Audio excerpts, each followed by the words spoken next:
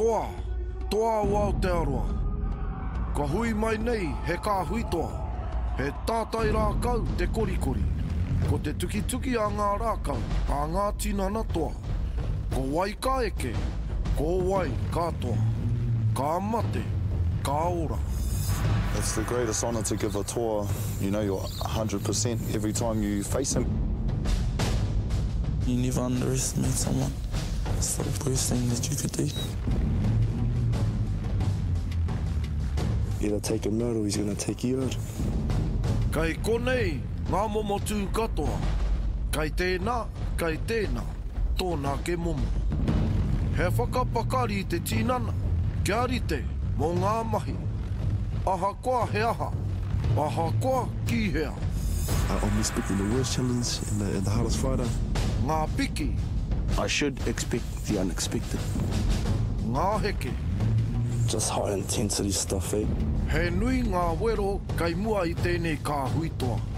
A hine ngaro, a tinana, a wairua hoki. Tu he ngeri mai, iri rākau mai, I nā ko peru e.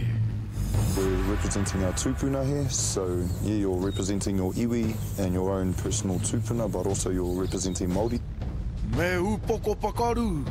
We're not here for looks. We're here to whawhai. We're here to iraru I te mori o te whakawhanaungatanga.